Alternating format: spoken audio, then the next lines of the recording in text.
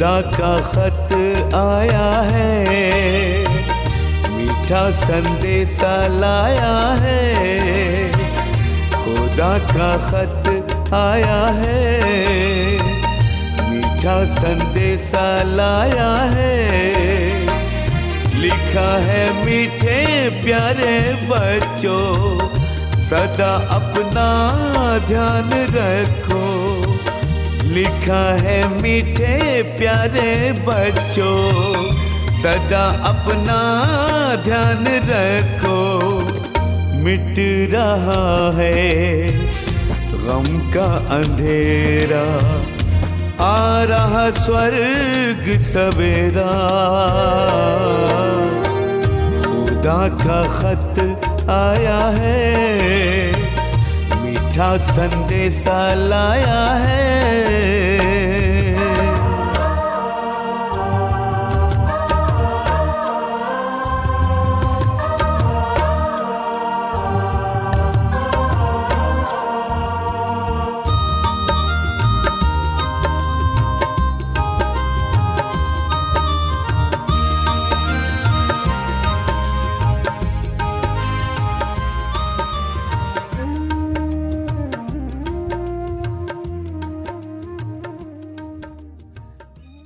ओम शांति।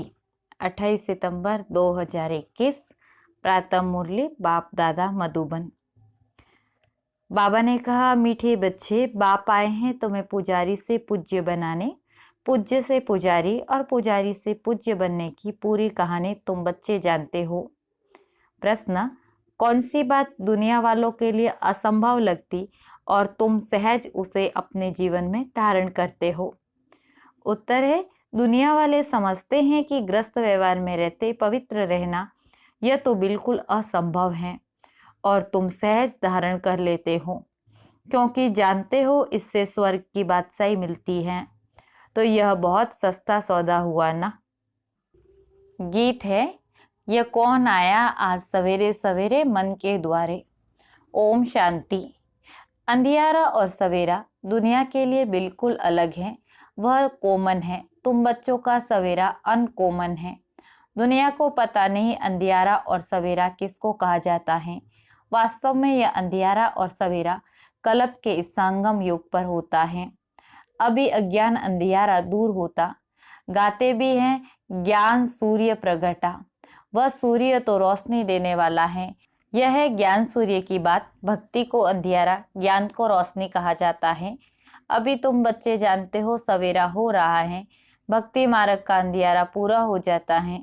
भक्ति को अज्ञान कहा जाता, क्योंकि जिसकी भक्ति करते हैं उसका ज्ञान कुछ भी नहीं है, वेस्ट ऑफ टाइम होता है।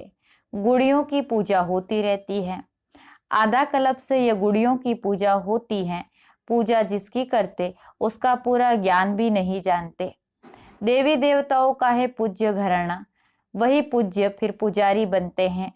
पूज्य से पुजारी, पुजारी से पूज्य बनने की कितनी लंबी चौड़ी कहानी है।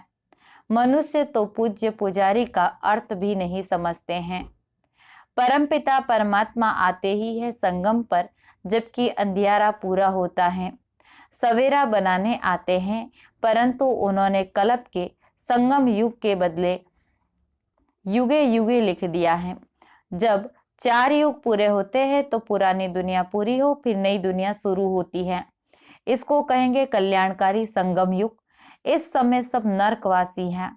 जब कोई मरता है तो कहते हैं स्वर्ग पधारा, तो जरूर नरक में था। अब बाबा कहते हैं, यह कोई समझते नहीं कि हम नरक में हैं। रावण ने सबकी बुद्धि को एकदम ताला लगा दिया है। सबकी बुद्धि एकदम मारी गई है। बाप समझाते हैं, भारतवासियों की बुद्धि सबसे विशाल थी। फिर जब बिल्कुल ही पत्थर बुद्धि बन जाते हैं तभी दुख पाते हैं। ड्रामा प्लान अनुसार बेसमझ बनना ही है। बेसमझ बनाती है माया। पूज्य को समझदार और पुजारी को बेसमझ कहा जाता है। कहते भी हैं हम नीच पापी हैं, परंतु समझदार कब थे यह पता नहीं पड़ता। रावण रूपी माया बिल्कुल ही पत्थर बुद्धि बना देती है। अभी तुमको समझ आई है कि हम ही पूज्य थे, फिर पुजारी बने। अभी तुम बच्चों को खुशी होती है, बहुत दिनों से चिल्लाते आए कि हमको शांति मिले अथवा जन्म मरण से छूट जाए, लेकिन इस माया की जंजीरों से मुक्ति हो जाए, यह ज्ञान भी किसी की बुद्धि में नहीं है। तुम जानते हो सीढ़ी उतरते आते हैं, सतयुग में फिर धीरे धीरे उतरते टाइम लगता है। सुख की सीढ़ी उतरने में टाइम लगता, दुख की सीढ़ी जल्दी जल्दी उतरते हैं। सतयुग त्रेता में 21 जन्म, द्वापर कलयुग में 63 जन्म, आयु कम हो जाती है। अभी तुम जानते हो हमारी चढ़ती कला चपटी में हो जाती है। गाते भी हैं जनक को सेकंड में जीवन मुक्ति मिली, परंतु जीवन मुक्ति कैसे मिलती इसका अर्थ नहीं जानते। एक जनक को जीवन मुक्ति मिली या सारी दुनिया को मिली? अभी तुम्हारी बुद्धि का ताला खुल गया है। किसकी डल बुद्धि होती है तो कहते हैं परमात्मा इनको अच्छी बुद्धि दो। सतयुग में ऐसी कोई बात नहीं। जो आत्माएं बहुत काल परमात्मा से अलग रहती हैं उनका भी हिसाब है। बाप जब परम धाम में थे उस समय जो आत्माएं उनके साथ मुक्ति धाम में रहती है, पिछाड़ी में आती हैं, वह बहुत समय साथ रहती। हम तो थोड़ा टाइम वहां रहते हैं, पहले पहले हम बाप से बिछुड़ते हैं, इसीलिए गाया जाता है आत्मा परमात्मा अलग रहे बहुकाल। उन्हों का भी अभी यह मेला होता जो बहुत समय बाप से अलग रहे हैं। जो वहाँ बहुत समय साथ रहते हैं उनको नहीं मिलते। बाबा कहते हैं खास तुम बच्चों को मैं पढ़ाने आता हूँ, तुम बच्चों के साथ हूँ तो सबका कल्याण होता। अभी सबकी कयामत का समय है, अभी सब हिसाब किताब चुकतू कर चले जाएंगे, बाकी तुम राजभाग पाएंगे। ये बातें कोई की बुद्धि में नहीं है। गाते भी हैं गॉड फादर, लिबरेटर, गाइड। दुख से लिबरेट कर शांति धाम में ले जाने के लिए गाइड बनते हैं, सुख धाम के लिए गाइड नहीं बनते। आत्माओं को शांति धाम में ले जाते हैं। वह है निराकारी दुनिया जहाँ आत्माएं रहती है, परंतु वहां कोई जा नहीं सकता क्योंकि पतित हैं, इसलिए पतित पावन बाप को पुकारते हैं। खास भारतवासी जब उल्टे बन जाते हैं तब बेहद बाप को ही कुत्ते, बिल्ली, पत्थर ठीकर में ले जाते हैं। वंडर है ना, अपने से भी मुझे नीचे ले जाते। यह भी ड्रामा बना हुआ है, किसका दोस्त नहीं, सब ड्रामा के वश है, ईश्वर के वश नहीं। ईश्वर से भी ड्रामा तीखा है। बाबा कहते हैं मैं भी ड्रामा अनुसार अपने समय पर आऊंगा। मेरा आना एक ही बार होता है। भक्ति मार्ग में मनुष्य कितने धक्के खाते हैं। तुमको बाप मिला है, बाप से चपटी में वर्षा लेना है। वर्षा मिल गया फिर धक्के खाने की दरकार नहीं। भगवान खुद कहते हैं मैं आकर वेदों शास्त्रों का सार समझाता हूँ। पहले सचखंड था, फिर झूठखंड कैसे बना ये किसी को पता नहीं। गीता किसने सुनाई यह भी भारतवासी नहीं जानते। भारत का ही आदि सनातन देवी देवता धर्म था। देवता धर्म वाले ही सतो प्रधान पूज्य से जब तमो प्रधान पुजारी बन जाते हैं तब देवता धर्म प्रायलोप हो जाता। फिर बाप आकर उस धर्म की स्थापना करते। चित्र भी है और शास्त्र भी है। भारतवासियों का एक ही शास्त्र शिरोमणि गीता है। हर एक अपने धर्म को ही भूल गए हैं, इसीलिए नाम बदलकर हिंदू रख दिया। ड्रामा में नूंद है, आत्मा ही पुनर्जन्म में आते तमो प्रधान बन जाती, आत्मा में खाद पड़ जाती है। तुम जानते हो हम सच्चे जेवर थे, अब झूठे बन गए हैं। जेवर शरीर को कहा जाता है, शरीर द्वारा पाठ बजाते हैं। हमको कितना लंबा 84 जन्मों का पाठ मिला हुआ है। देवता, क्षत्रिय, वैश्य, शूद्र, आपे ही पूज्य पुजारी तुम बनते हो। मैं अगर पूज्य फिर पुजारी बनूं तो तुमको पूज्य कौन बनाए। मैं तो एवर पावन ज्ञान का सागर पतित पावन हूँ।